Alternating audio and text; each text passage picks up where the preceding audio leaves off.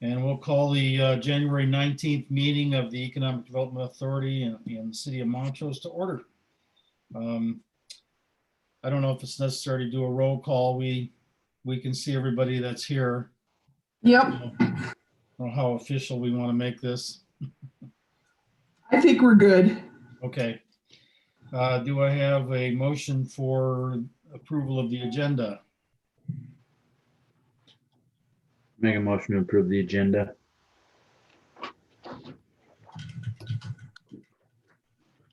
Anybody want a second?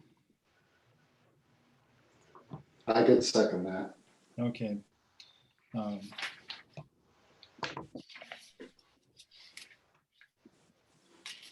all in favor of approval of the agenda, say aye.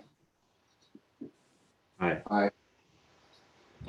Any opposed? No, since everybody voted aye. Okay, approval of the minutes from our November 20th meeting. That's probably going to be you and Kirby because you were the only ones there. Yeah. Well, we'll go ahead and approve the minutes. So what do you think, Kirby? Any issue with the minutes? I have no issue with the minutes. Okay, let's just go ahead and approve that. Patrick's not here for the treasurer's report. So Do you guys want to just quick make a motion and second for the minutes, please? I'll make a motion to approve the minutes. Okay, thank you. Thank you. all in favor? Aye, aye, aye. Aye. All right. All right, let's jump into old business. Last time we discussed the preserve. The preserve is moving right along. Brummer has purchased the property and is going full speed ahead. The water system is going to be tested. That's the next thing in the agenda. And then a revised plat will be submitted after that. Any questions on the preserves? No, can we back up though? I need approval for the accounts payable. I need a motion and a second for the accounts payable. Well, we don't have a report, so how are we going to approve that? I included it in the packet, the accounts payable list. Oh, okay. Yeah, I'll make a motion to approve the EDA accounts payable list. all right, and I'll second. All in Thank favor? you. Aye. Aye. Okay, anything else in there, Deb, we overlooked? Nope, I'll quit bugging you now. Oh, that's okay. You keep keeping us honest here. Okay, any other questions on the preserves? Deb, do you have any more information from Brummer at all? Not heard a thing. Okay. All right, we'll jump off to Old Casey's then. We met with Matt Trelstad, and he's committed to working with the city to change zoning from B1 to B2 commercial and to develop a CUP for the property. Our city planner is waiting for a sketch of the layout for parking and the equipment areas and the driveway and all that. The costs for Matt to do that originally were for the type 1 rezone and type 2 commercial with CUP rather, was $16,050. And at the meeting, we kind of said that the city would work with Matt and basically charge him $400 for the rezone and $7,000 to $8,000 in escrow. So we're pretty close to reducing that original number we gave him in half. So needless to say, he was supposed to submit this drawing and hasn't. Our city planner contacted him this morning. And he says that his normal thing is, well, it's the busy season and he's looking forward to moving forward next month. So we kind of keep moving this thing from month to month to month. So I don't know what else we need to spur activity on Matt's part to get this done. The building is for sale and there hadn't been any interest in it. So I think he's realized that maybe working with the city is probably the best thing to do. So anybody have any input on that or questions?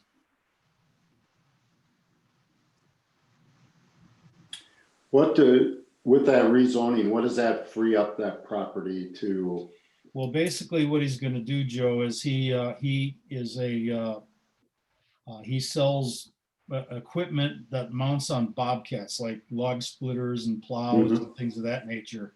And basically for him to display that equipment out in this parking lot, we have to rezone him to a commercial B2. And that's what he Okay. needs to do. He has no intention of needing the entire building inside the building, because all he needs is office space. So if anyone's aware of anybody else that might want to utilize that space and lease it from him, he's very open to, redesigning the interior in any way, shape, or form to offset some of his cost. Okay, thanks. Okay. All right. Any other old business?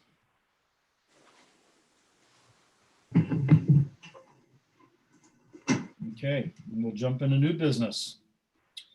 Loomis Homes, Rolling Meadows, 4th edition, which is at the end of Emerson and Aspen Lane. They sent development application in on the 12th of January.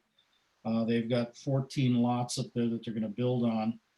And I'm not sure what was decided on that cul-de-sac, Deb. They are going to put the cul-de-sac in. Haven't heard anything from Daniel on that. And I just talked to Daniel this morning, so. Okay, yeah, I did. I emailed him, but he didn't say anything about that. Well, it's a good thing. I mean, it's 14 more homes that are going up in the area, so that's a good thing. Any questions on Rolling Meadows?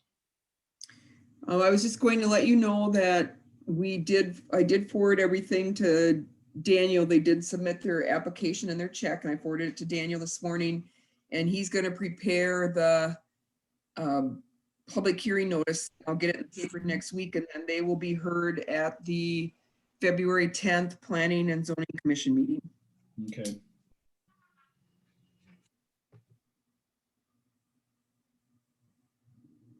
And hopefully it goes okay, because we've had issues with PUDs with the planning and zoning before, so. Yeah. Well, here's hoping, right? Yeah. Hi, Sonia. Hi, How are you? sorry. Sometimes I run late. That's okay.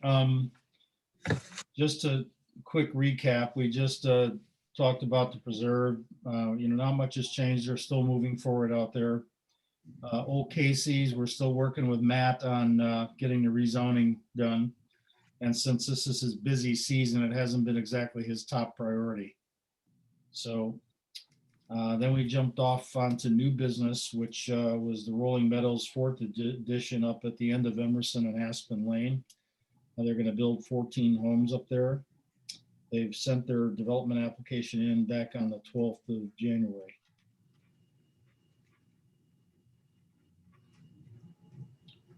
Okay, then we'll jump off onto the laundromat and Subway. A gentleman by the name of Jonathan Boyke is moving forward to put in a laundromat in the empty area in the Snap Fitness building right next to O Brothers. He's looking at 19 washers ranging in size from 22 to 77 pounds and 12 dryers. It's about $191,000 worth of washers and dryers. His water access charge and sewer access charge totaled $25,420. And we discussed providing business assistance to him. So the council talked about it and approved the fact that the EDA could split that cost with John. So basically we would be utilizing $12,710 of EDA funding. Kirby dropped out.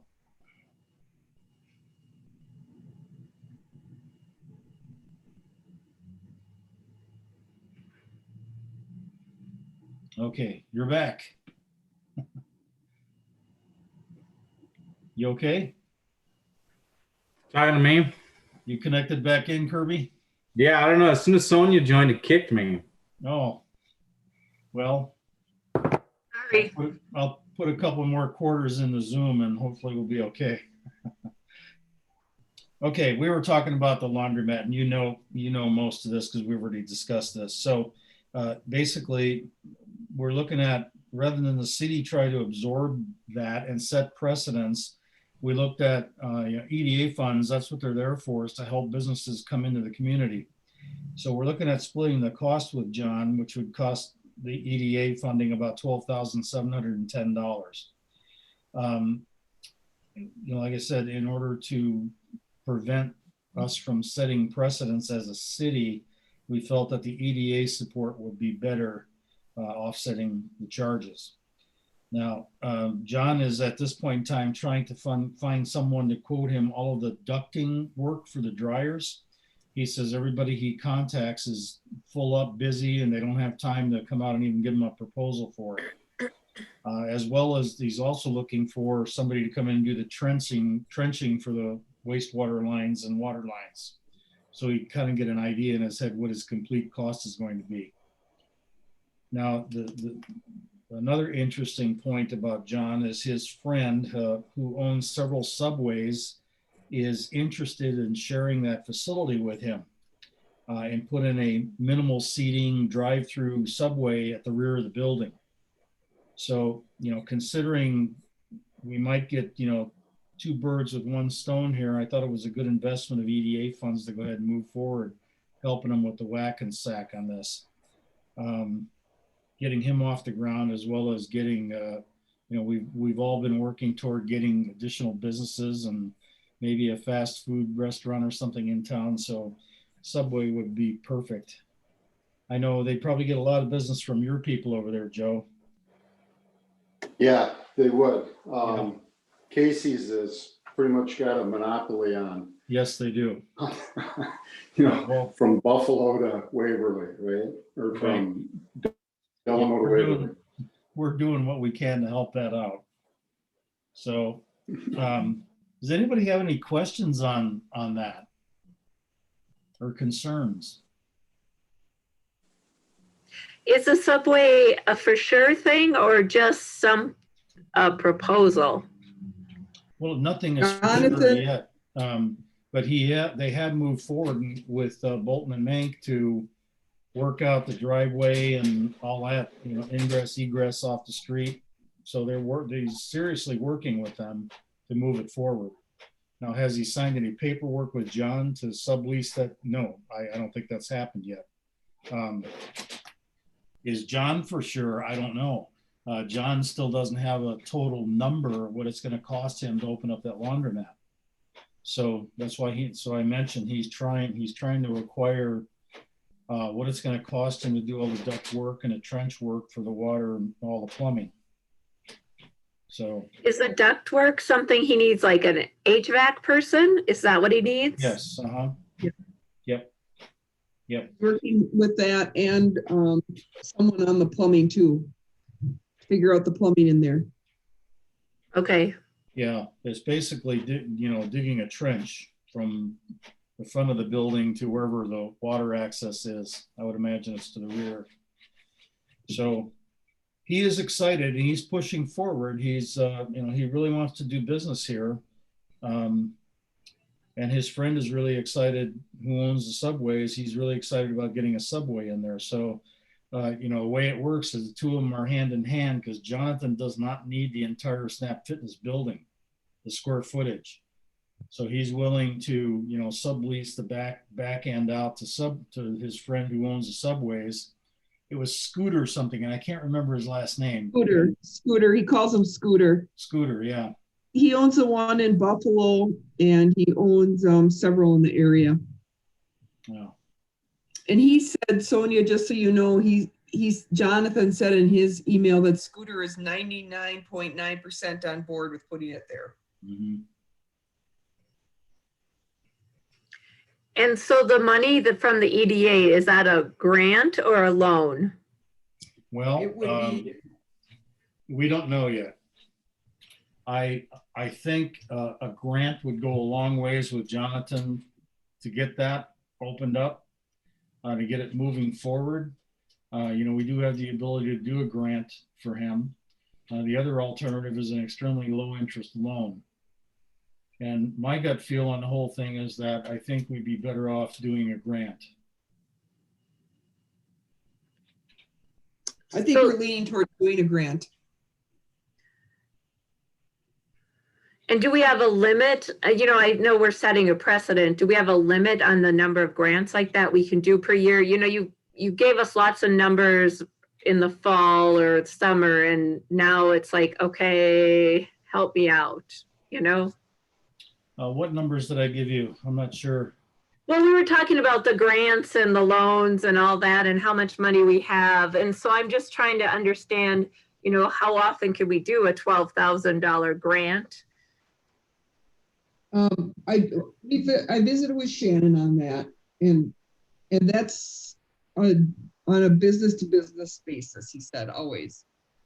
What you'll decide. I'm trying to look in the packet. You do have the balance of the EDA fund, Right. and we're looking at it would come from the actual economic development fund. The EDA revolving loan fund is where businesses took that low interest loan and they have to pay it back to the city. Mm-hmm. Mm-hmm. So that's where you're looking at it from. I guess to be honest with you, we don't have an answer for you because this is just the first time that this has happened. And Shannon said, yes, you can do this. And I talked to him because there was some concern about setting precedents if we did this. However, Shannon said that he's got a lot of history. I mean, he was a city administrator and he works with cities all over the state of Minnesota, no matter what size. And he said that it isn't setting a precedent because you just take each business that approaches you on a case-to-case basis and evaluate what you want to do for them. Yeah, the precedence we were trying to avoid, Sonia, was the precedence of having the city split the cost of Whackensack with him.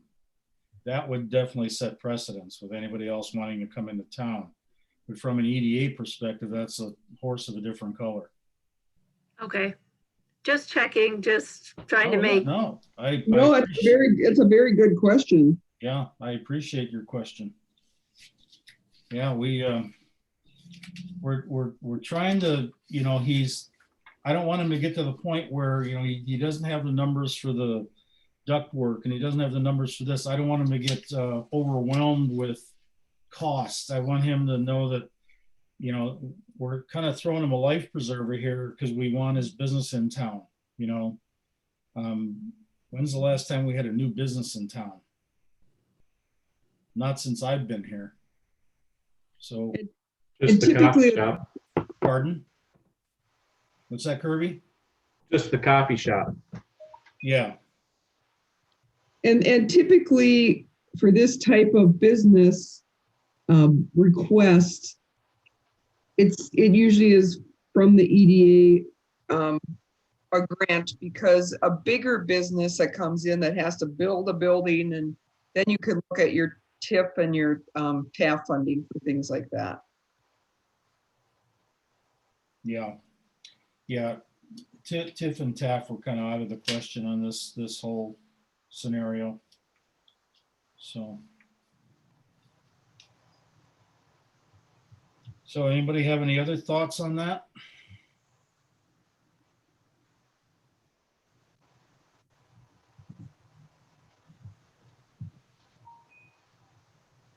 I'm hearing crickets chirping.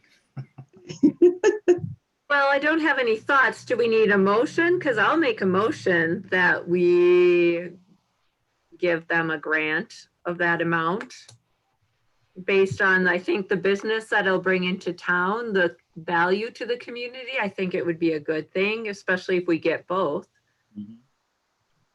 Yep, that would be great if you motioned and seconded. Well, I heard a motion to grant Jonathan the splitting on the Whackensack to the tune of $12,710. Do I hear a second? I'll second. Okay. All in favor? Yes. Aye. Aye. Any opposed? Same sign. Motion passes. All right. Now, on your agenda, I did put that if we have it in person in February, and we'll see where we're at. We might not even need a meeting in February. It might be getting to the point where we could do it every other month. But if we do, and Joel, for instance, if your company allows you to have an in-person meeting, we will be providing lunch again. Okay. Yep. Okay. Is there any additional new business that anybody would like to discuss?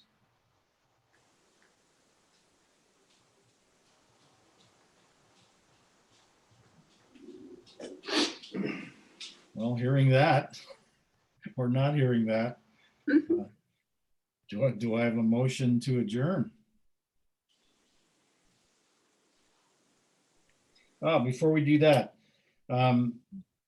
we still can do the next meeting in Zoom if we find out that, I think, we're looking into March, so hopefully things will be lifted by then a little bit and we can have a face-to-face. I prefer face-to-face meetings, but I understand the ease of having meetings and the ease of setting the time aside. Zoom is working okay with everyone, so. So what would that be? March what? March 10th. 10th, yeah. Or no, I'm sorry. I'm thinking of planning and zoning. I'm sorry, March 16th. Sorry about that. March, March 16th, Tuesday, March 16th. okay, all right. Okay, so our next meeting, let's just go ahead and plan on March 16, and we'll decide a few weeks before whether we're gonna have an in person or another Zoom meeting. That's it. Since no one has any additional new business, do I hear a motion for adjournment? Make a motion to adjourn. There's a second? Second. Okay. All in favor? Hey, Yes. Aye. any opposed? Okay. All right. Well, thank you very much, everybody, for your time. We got this done in less than a half an hour. That's pretty good. I did all the talking, so next time someone else is going to do the talking. Fair enough. I'm tired of hearing myself. Okay. Well, All thank right. you, everyone. Have a good afternoon. Yeah. Take care, Yes. everybody. I'll send you a copy of the recording. Sounds good. All righty. Thanks, guys. Bye, Thank you. everybody. Bye. Bye.